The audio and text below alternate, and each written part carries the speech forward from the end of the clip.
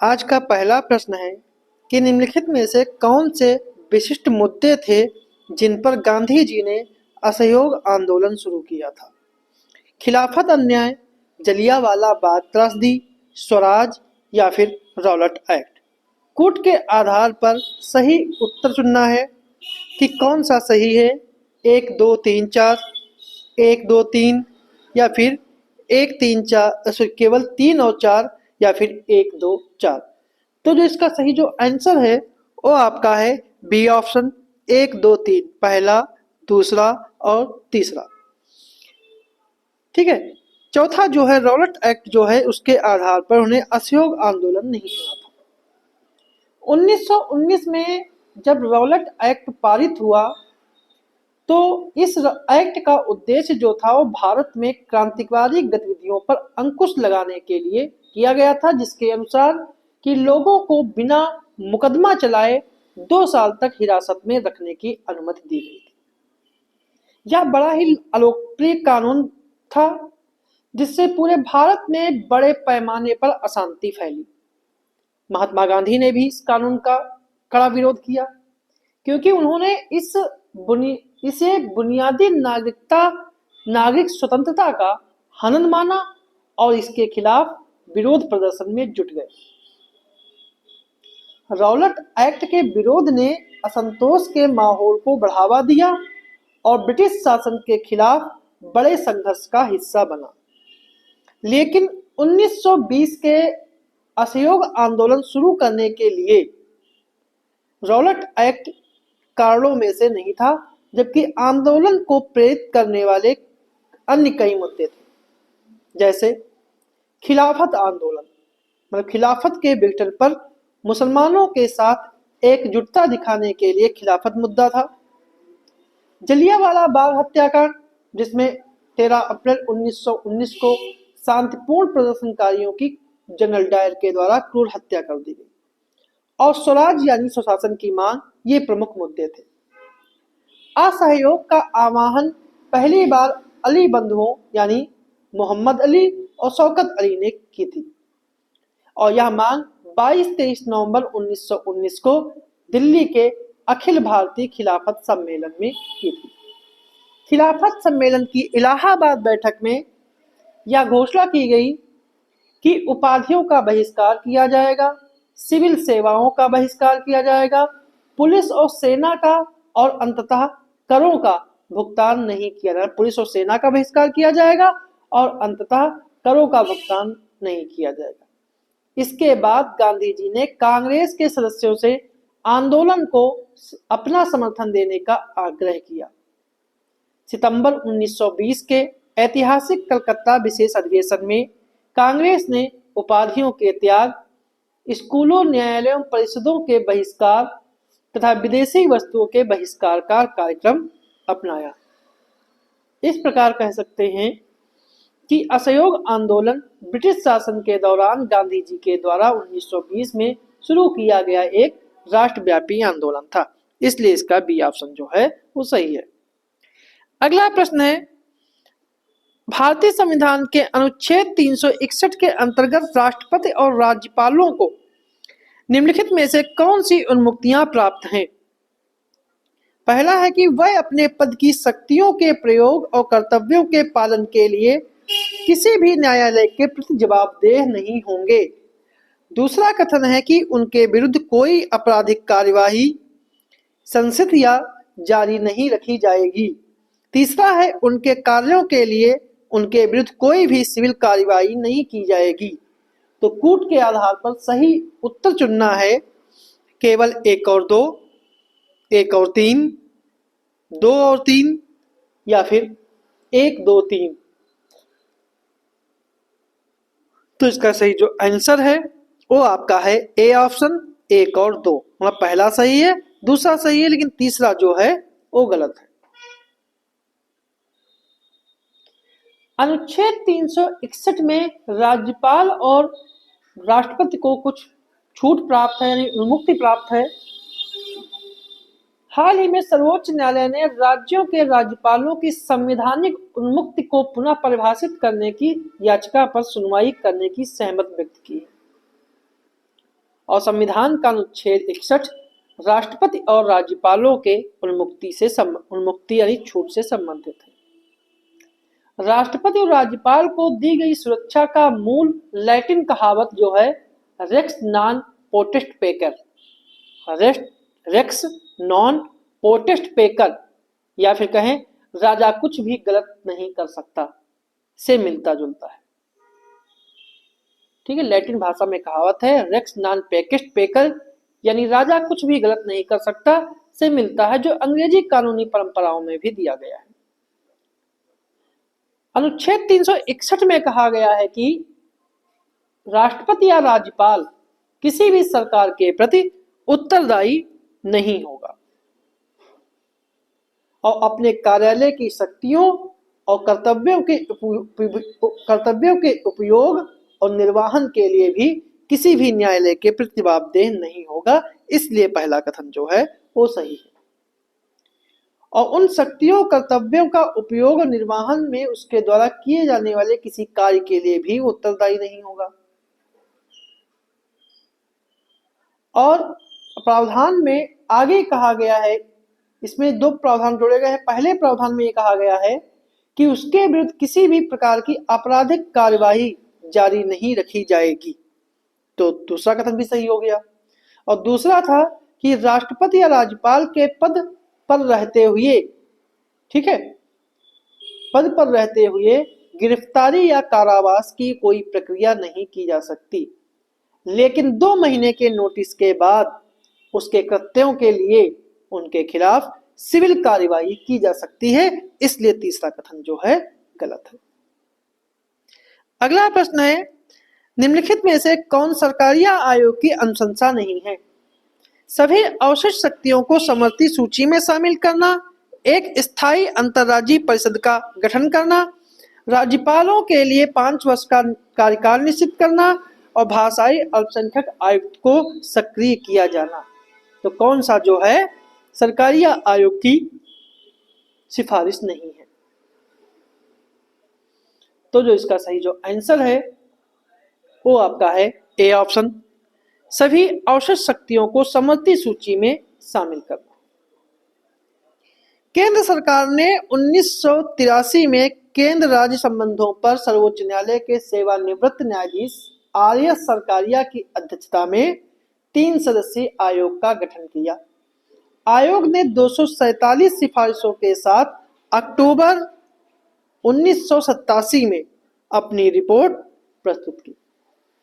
इसमें संरचनात्मक परिवर्तनों का समर्थन नहीं किया गया और संस्थाओं से मौजूदा संवैधानिक व्यवस्थाओं सिद्धांतों को मूल रूप से सही माना, बस उनके कार्यात्मक और परिचालन पहलुओं में बदलाव की व्यवस्था पर जोर दिया। इसने केंद्र की शक्तियों को कम करने की मांग को पूरी तरह से खारिज कर दिया और कहा कि राष्ट्रीय एकता और अखंडता की रक्षा के लिए एक मजबूत केंद्र का होना आवश्यक है। अगर बात करें कि इसकी प्रमुख सिफारिशें क्या थी, तो अनुच्छेद 263 के तहत अंतर सरकारी परिषद नामक एक स्थायी अंतर्राज्यीय परिषद की स्थापना की जानी चाहिए, यह सरकारी आयोग ने सिफारिश की। साथ में कहा कि राष्ट्रपति शासन का प्रयोग बहुत संयम से किया जाना चाहिए और अत्यंत गंभीर मामलों में भी अंतिम उपाय के रूप में इसका प्रयोग किया जाना चाहिए जब सारे उपाय विफल हो गए। अखिल भारतीय सेवाओं को और मजबूत किया जाना चाहिए और कुछ अन्य सेवाएं भी बनाई जानी चाहिए। कराधान की अवशिष्ट शक्ति संसद के पास बनी रहनी चाहिए और बाकी अन्य अवशिष्ट शक्तियां जो हैं वो समवर्ती सूची में शामिल कर देनी चाहिए। जब राष्ट्रपति राज्य विधेयक पर अपनी स्वीकृति ना दे तो इसका कारण राज्य सरकार को बताया जाना चाहिए।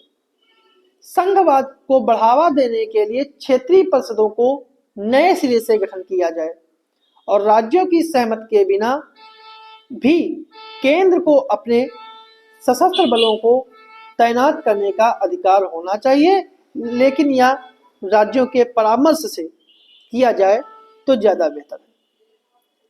केंद्र को समवर्ती सूची के विषय पर कानून बनाने से पहले राज्यों से परामर्श करना चाहिए और राज्य के राज्यपालों की नियुक्ति में मुख्यमंत्री से परामर्श की प्रक्रिया संविधान में निर्धारित की जानी चाहिए और राज्यपाल का कार्यकाल 5 वर्ष के पहले बाधित नहीं किया जाना चाहिए अगर कोई अनिवार्य कारण नहीं है तो। भाषाई अल्पसंख्यक आयुक्तों की नियुक्ति की जानी चाहिए।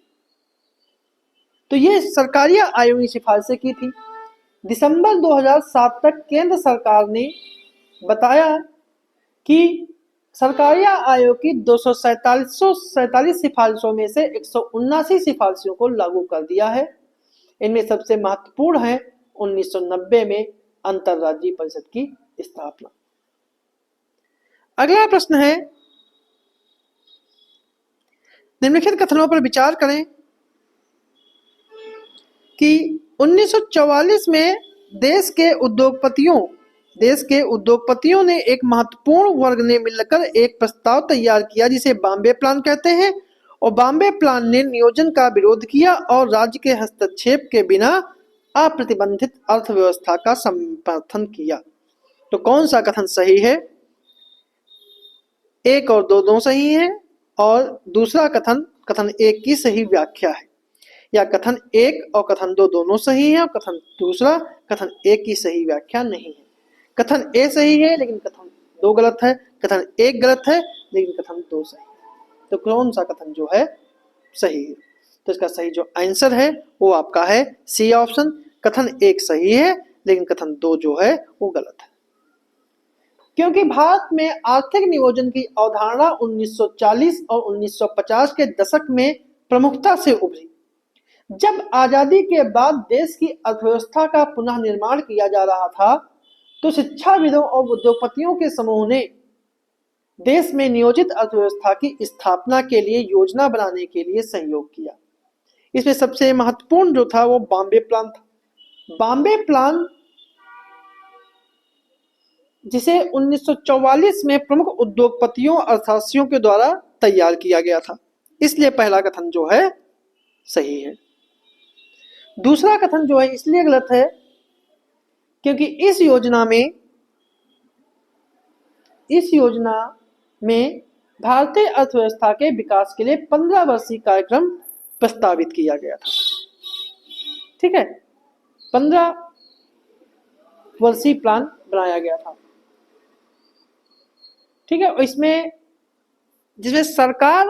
जिसमें अगर निवेश की बात की जाए तो इसमें बॉम्बे प्लान ने यह था कि राज्य सरकार के सहयोग से राज्य सरकार के निवेश और नियोजन में वो अग्रणी भूमिका निभाएंगे, मतलब सार्वजनिक और निजी क्षेत्रों के बीच संतुलन की व्यवस्था बनाएंगे। तो इसलिए दूसरा कथन गलत हो गया। अगर बात की जाए इसके अलावा अन्य योजनाएं कौन कौन थी जो बॉम्बे प्लान के अतिरिक्त थी, इसमें सबसे प्रमुख आती है एम विश्वेश्वरैया की पुस्तक प्लान्ड इकोनॉमी फॉर इंडिया में आर्थिक विकास की एक योजना प्रस्तुत की गई थी, जो बॉम्बे योजना के साथ साथ भारत में आर्थिक नियोजन के लिए प्रारंभिक प्रयासों में से एक थी। जवाहरलाल नेहरू ने भी राष्ट्रीय योजना समिति का नेतृत्व किया, जिसकी स्थापना भारतीय राष्ट्रीय कांग्रेस ने 1938 में की थी। ब्रिटिश सरकार ने 1944 और 46 में सलाहकार योजना बोर्ड की स्थापना की। ठीक है, तो ये जो सभी योजनाएं थी वो आर्थिक नियोजन से संबंधित थी।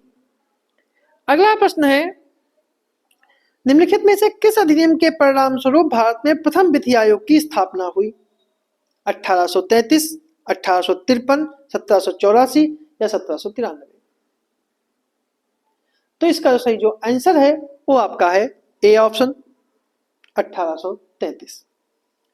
1833 के चार्टर अधिनियम की जो विशेषताएं हैं, इस अधिनियम ने पहली बार भारतीयों के लिए न्यायिक पद पर नियुक्ति का मार्ग प्रशस्त किया और कानूनों के संहिताकरण के लिए एक विधि आयोग की नियुक्ति का प्रावधान हुआ था। विधि आयोग का गठन जो है वो 1834 में लॉर्ड मैकाले की अध्यक्षता में गठन किया गया था, जिसमें दंड संहिता और आपराधिक प्रक्रिया संहिता के गठन की सिफारिश की गई थी। इसी अधिनियम के द्वारा बंगाल के गवर्नर जनरल को विशिष्ट विधायी शक्तियों के साथ भारत का गवर्नर जनरल बनाया गया और बंबई और मद्रास प्रेसिडेंसियों को भारत के गवर्नर जनरल के अधीन कर दिया गया। पहली बार भारत सरकार का गठन किया, जिसका अधिकार भारत में संपूर्ण ब्रिटिशों के प्रादेशिक क्षेत्र पर था, और भारत के पहले गवर्नर जनरल जो थे वो लॉर्ड विलियम बेंटिक थे। पिट्स इंडिया एक्ट जो 1784 में आया था, जिसमें गवर्नर जनरल के परिषद के सदस्यों की संख्या को 4 से 3 कर दिया गया था, उसे फिर से बढ़ाकर 4 कर दिया गया। चौथे सदस्य के पास बहुत सीमित शक्तियां था, वह विधायी उद्देश्य को छोड़कर परिषद के सदस्य के रूप में कार्य करने के लिए अधिकृत नहीं था। गवर्नर जनरल काउंसिल को पूरे भारत में किसी भी ब्रिटिश विदेशी या भारतीय के लिए किसी भी कानून को संशोधित करने, निरस्त करने या बदलने का अधिकार था। अगर वाणिज्यिक संस्था के रूप में ईस्ट इंडिया कंपनी की गतिविधियों को समाप्त कर दिया गया, अब कंपनी पूरी तरह से एक प्रशासनिक निकाय बन गई थी और भारत में कंपनी के द्वारा अधिकृत क्षेत्रों पर सम्राट एवं उनके अधिकारियों के ट्रस्ट का नियंत्रण हो गया था। इसी अधिनियम ने पहली बार सिविल सेवाओं में चयन के लिए खुली प्रतियोगिता प्रणाली शुरू करने का प्रयास किया गया था, जिसमें कहा गया था कि भारतीयों को कंपनी के अंतर्गत किसी भी स्थान, कार्यालय, रोजगार से वंचित नहीं किया जाएगा। लेकिन कोर्ट ऑफ डायरेक्टर्स के विरोध के बाद इसे रद्द कर दिया गया था। अगला प्रश्न है, इंडियन होम रूल सोसाइटी के संबंध में निम्नलिखित कथनों पर विचार करें कि इसकी स्थापना एनी बेसेंट के द्वारा ब्रिटिश भारत में स्वराज को बढ़ावा देने के लिए की गई थी और भारतीय होम रूल सोसाइटी के सदस्यों ने भारत के नौकरशाह कर्जन वाइली की हत्या कर दी। तो कौन सा कथन सही है? केवल एक, केवल दो, दोनों या फिर दोनों नहीं? तो जो इसका सही जो आंसर है वो आपका है बी ऑप्शन, केवल दो। मतलब दूसरा कथन सही है, पहला कथन जो है गलत है। इंडियन होम रूल सोसाइटी की स्थापना 1905 में श्यामजी कृष्ण वर्मा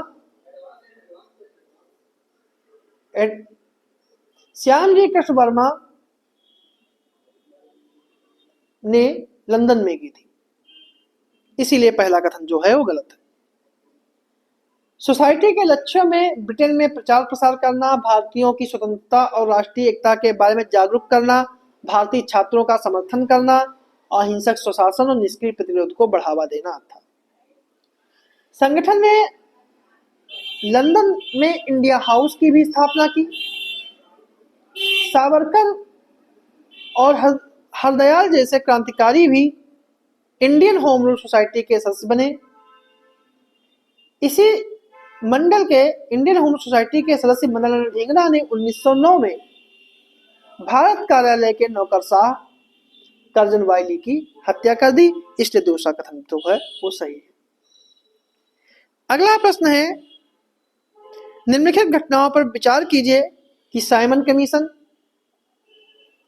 दूसरा गोलमेज सम्मेलन, दिल्ली के असेंबली हॉल में बम विस्फोट और पूना पैक्ट, उपयुक्त में से कितनी घटनाएं जो हैं लॉर्ड इरविन के कार्यकाल के दौरान हुई थी? ऑप्शन है केवल एक, केवल दो, केवल तीन या फिर सभी चार। तो जो इसका सही जो आंसर है वो आपका है बी ऑप्शन, सभी चार, केवल दो। क्योंकि लॉर्ड इरविन का जो कार्यकाल है वो 3 अप्रैल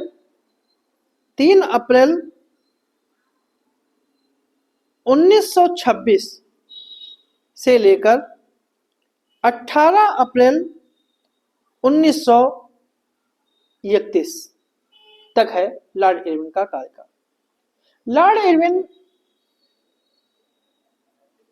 के पिता का नाम विस्काउंट हैलिफैक्स था और इन्होंने इंग्लैंड के लंदन ईटन में शिक्षा प्राप्त की और 1910 से लेकर 1925 तक संसद सदस्य के रूप में कार्य किया।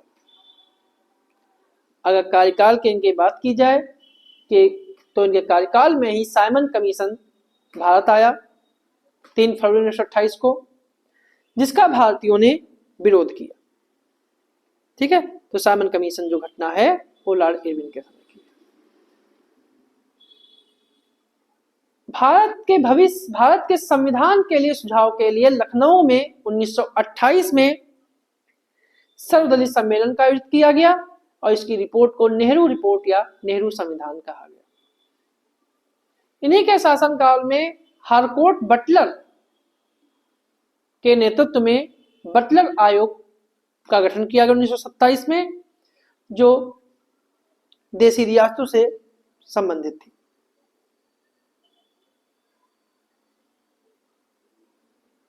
लाहौर के सहायक पुलिस अधीक्षक सैंडर्स की हत्या इरविन के कार्यकाल में हुई और दिल्ली में असेंबली बम विस्फोट जो है वो 1929 में हुआ।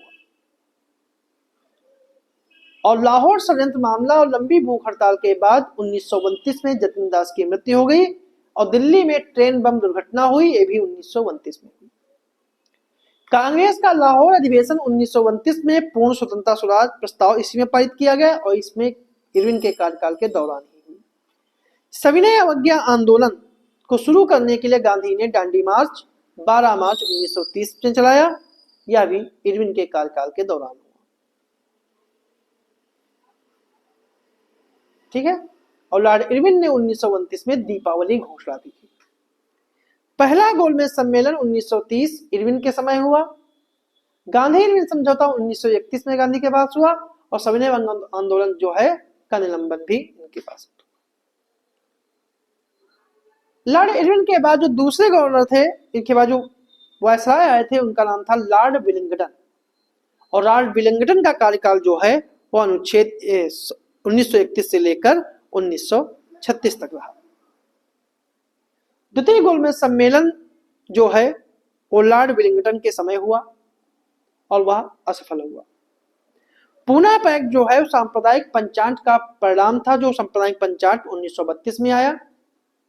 ठीक है, जिसके आधार पर गांधी जी ने भूख हड़ताल की और गांधी और अंबेडकर भी समझौता हुआ, जिसे हम पूना पैक्ट के नाम से जानते हैं, वह विलिंगटन के समय आया या 1932 में हुआ था।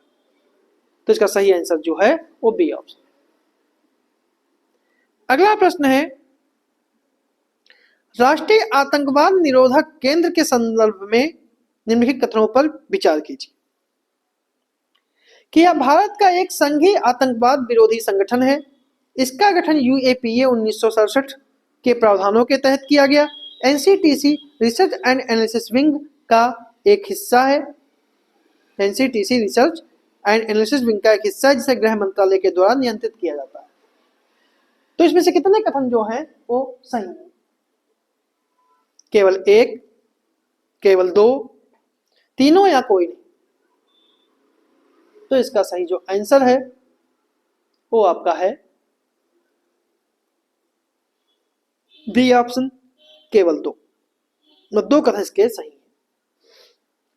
एनसीटीसी या फिर कहें राष्ट्रीय आतंकवाद निरोधक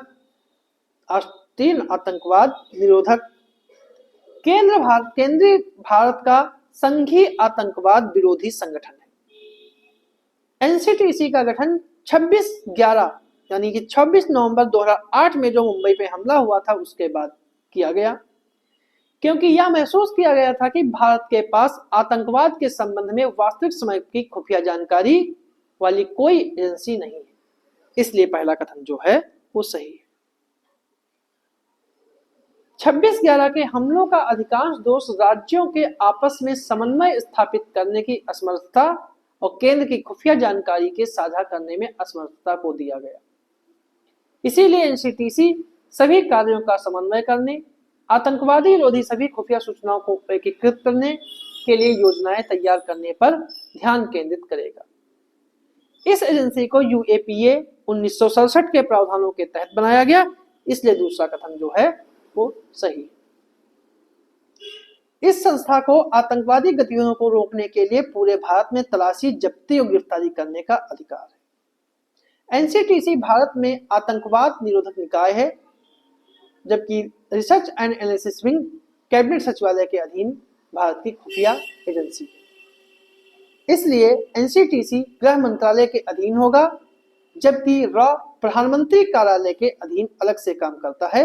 इसलिए तीसरा कथन जो है वो सही नहीं। NCTC research and analysis wing raw का हिस्सा है, जिसे गृह मंत्रालय के रणनीति का, यही कथन जो गलत है, क्योंकि एनसीटीसी गृह मंत्रालय के अधीन है, जबकि रॉ जो है वो प्रधानमंत्री कार्यालय के अधीन अलग से काम करता है। इसलिए तीसरा कथन जो है गलत है। अगला प्रश्न है, आधुनिक भारतीय इतिहास के संदर्भ में मुक्ति दिवस के निम्नलिखित में कौन सा कथन सही है?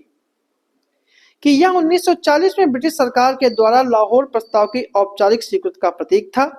1942 में क्रिप्स मिशन के प्रस्तावों का विरोध करने के लिए मुस्लिम लीग द्वारा शोक दिवस के रूप में मनाया गया था। 1946 में कांग्रेस और मुस्लिम लीग द्वारा गठबंधन सरकार के गठन पर जश्न के रूप में मनाया गया और यह प्रांतीय और केंद्रीय कार्यालयों से कांग्रेस पार्टी के सभी सदस्यों के इस्तीफे का जश्न मनाने के लिए किया गया था। तो कौन सा कथन जो है सही? जिसका सही जो आंसर है वो आपका है डी ऑप्शन, क्योंकि मुक्ति दिवस जो है मुस्लिम लीग के द्वारा 22 दिसंबर 1939 को मनाया गया, जो ब्रिटिश भारत के सभी कांग्रेसी मंत्रिमंडलों के इस्तीफे से मिली राहत का प्रतीक था। 1937 के चुनावों में ब्रिटिश भारत के 7 प्रांतों में कांग्रेस मंत्रिमंडल का गठन किया गया था। मुस्लिम लीग केवल एक बंगाल प्रांत में ही मंत्रिमंडल गठित कर सकी थी, वह भी कृषक प्रजा पार्टी के नेता ए.के. फजलुल हक के नेतृत्व में के एक महागठबंधन के रूप में। मोहम्मद अली जिन्ना के नेतृत्व में मुस्लिम लीग ने मुसलमानों को अपने नेतृत्व में संगठित करने के लिए 1938 से ही कई तरह की रणनीतियां अपनाई। ऐसी ही एक रणनीति मुस्लिम जनमत के सामने मुसलमानों के खिलाफ कांग्रेस मंत्रिमंडलों के वास्तविक और काल्पनिक भेदभाव को उजागर करना था। इसी नीति के अनुसरण में ही जिन्ना ने भारतीय मुसलमानों से 22 दिसंबर 1939 को मुक्ति और धन्यवाद दिवस के रूप में मनाने को और कांग्रेसी उत्पीड़न से मुक्ति के संकेत के रूप में मनाने का आह्वान किया। अक्टूबर की शुरुआत में सभी कांग्रेसी मंत्रिमंडलों ने द्वितीय विश्व युद्ध की समाप्ति के बाद भारत को दिए जाने वाले डोमिनियन दर्जे की अपर्याप्तता के विरोध में अपना इस्तीफा दिया था। इसलिए चौथा विकल्प जो है वो सही। अगला प्रश्न है, निम्नलिखित में से कौन से संविधान के मूल ढांचे के तत्व हैं? मौलिक कर्तव्य, शक्तियों का पृथक्करण, संसदीय प्रणाली और स्वतंत्र और निष्पक्ष चुनाव। तो जो इसका सही जो आंसर है, कोड के आधार पर चुनना है आपको।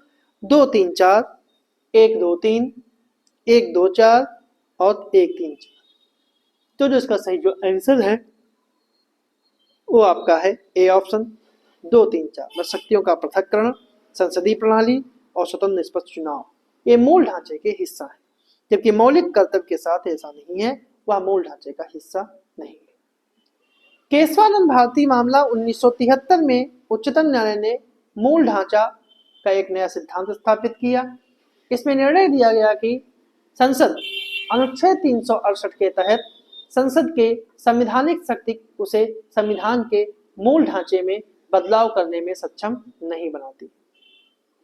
ठीक है, लेकिन उच्चतम न्यायालय ने तब परिभाषित नहीं किया था कि संविधान का मूल ढांचा क्या है, लेकिन अनेक निर्णयों से संविधान की मूल विशेषताओं या संविधान के मूल ढांचा के रूप में उभरे, जैसे कि संविधान की सर्वोच्चता, शक्तियों के पृथक्करण, राजनीति की संप्रभुता, लोकतांत्रिक गणतांत्रिक प्रकृति, संविधान का पंथ निरपेक्ष चरित्र, संविधान का संघीय चरित्र, राष्ट्र की एकता और अखंडता, कल्याणकारी राज्य, न्यायिक समीक्षा, व्यक्ति की स्वतंत्रता और गरिमा, संसदीय प्रणाली, विधि का शासन, मूल अधिकार और नीति निर्देशक सिद्धांतों के बीच संतुलन, समानता का सिद्धांत, स्वतंत्र और निष्पक्ष चुनाव और संविधान में संशोधन करने की संसद की सीमित शक्ति और मौलिक अधिकारों का सार। अनुच्छेद 32, 136, 141, 142 के तहत एससी की शक्तियां और 226 और 227 के तहत उच्च न्यायालय की शक्तियों को मूल ढांचे में रखा गया है। अगला प्रश्न निम्नलिखित पर विचार करें। ए.के. गोपालन, एस.ए. डांगे, ई.एम.एस. नंबूदरीपाद और अजय घोष, इनमें से कौन भारतीय कम्युनिस्ट पार्टी से संबंधित थे? 1 और 2, 1, 2, 3, केवल 3, 4 या फिर 1, 2, 3, 4। तो जो इसका सही जो आंसर है वो आपका है डी ऑप्शन, 1, 2, 3, 4। ये चारों जो हैं वो कम्युनिस्ट पार्टी से संबंधित है। भारतीय कम्युनिस्ट पार्टी यानी सीपीआई की स्थापना जो है 1925 में कानपुर में रूस के बोल्शेविक क्रांति से प्रेरित होकर की गई थी। इसकी शुरुआती उद्देश्यों में साम्राज्यवाद विरोधी देशभक्ति और मार्क्सवाद अंतर्राष्ट्रीयतावाद का मिश्रण था। सीपीआई को शुरू में ब्रिटिश औपनिवेशिक प्रशासन द्वारा प्रतिबंधित कर दिया गया और 1942 में से वैधानिक बनाए जाने तक इसे गुप्त रूप से काम करना पड़ता था। 1947 में भारत की आजादी के बाद सीपीआई की गतिविधियों में तीव्रता आई। समानता, मताधिकार, राष्ट्रीयकरण, भूमि सुधार जैसे सामाजिक सुधारों की मांग की। 1957 में मुख्यमंत्री ई.एस. नंबूदरीपाद के नेतृत्व में केरल में पहली गैर कांग्रेसी सरकार बनी और इसका नेतृत्व सीपीआई ने किया था। 1960 के दशक में सीपीआई का विभाजन हुआ और इसका एक गुट अलग होकर भारतीय कम्युनिस्ट पार्टी मार्क्सवादी यानी सीपीआई-एम हो गया। ठीक है। और अगर सीपीआई-एम प्रमुख सीपीआई नेता की बात करें तो एम.एन. रॉय जो थे वो सीपीआई के संस्थापक सदस्यों में से एक और पहले नेता थे। अगर नंबूदरीपाद की बात की जाए तो ये 1957 में सीपीआई शासन के तहत केरल के पहले मुख्यमंत्री बने। ए.के. गोपालन की बात की जाए तो ये ट्रेड यूनियन नेता, गरीबों और किसानों के लोकप्रिय नेता थे। एस.ए. डांगे जो थे वो भारतीय कम्युनिस्ट पार्टी के अध्यक्ष थे, जो 1964 में सीपीआई-एम के पार्टी के अलग होने के कारण प्रमुख कारणों में से एक थे। अजय घोष जो थे, Ajay Ghosh Hindustan socialist Republican association के भी सदस्य थे और 1931 में जेल से रिहा होने के बाद वो सीपीआई में शामिल हो गए थे। तो ठीक है। अगला प्रश्न है, निम्नलिखित कथनों पर विचार करें कि भारत की संप्रभुता और अखंडता को बनाए रखना, भारत के संविधान के प्रति सच्ची आस्था और निष्ठा रखना, लोगों की सेवा और भलाई के लिए समर्पित होना और संविधान का परीक्षण, सुरक्षा और प्रतिरक्षण करना, इनमें से कितने भारतीय राष्ट्रपति के द्वारा ली गई शपथ में शामिल नहीं है? केवल 1, केवल 2, 2, 3 या फिर सभी 4? जो इसका सही जो आंसर है वो आपका है बी ऑप्शन, केवल 2। केवल 2 जो इसके हैं सही। क्योंकि भारत की राष्ट्रपति की शपथ एक औपचारिक प्रतिज्ञान है जो भारत के राष्ट्रपति पद ग्रहण करने से पहले लेते हैं। यह शपथ महत्वपूर्ण है क्योंकि यह संविधान और देश के कानून को बनाए रखने के लिए राष्ट्रपति की प्रतिबद्धता का प्रतीक है। भारत का संविधान का अनुच्छेद 60 के तहत राष्ट्रपति शपथ लेते हैं। यह एक संवैधानिक आवश्यकता है कि राष्ट्रपति को पद ग्रहण करने से पहले शपथ लेनी चाहिए।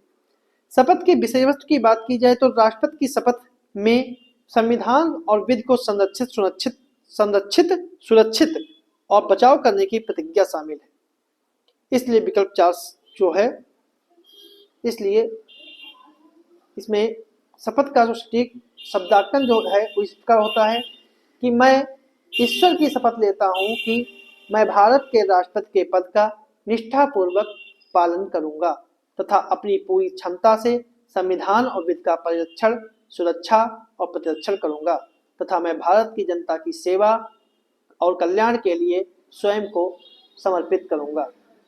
शपथ भारत के मुख्य न्यायाधीश या उनकी अनुपस्थिति में सर्वोच्च न्यायालय के वरिष्ठ न्यायाधीश के द्वारा दिलाई जाती है और यह समारोह राष्ट्रपति भवन में आयोजित होता है, जो राष्ट्रपति का आधिकारिक निवास है। राष्ट्रपति की शपथ विधि के शासन और देश के लोकतांत्रिक ढांचे के प्रति प्रतिबद्धता को दर्शाता है। यह पद के साथ आने वाली जिम्मेदारियों और कर्तव्यों की याद दिलाता है। तो ये थे हमारे आज के कुछ प्रश्न।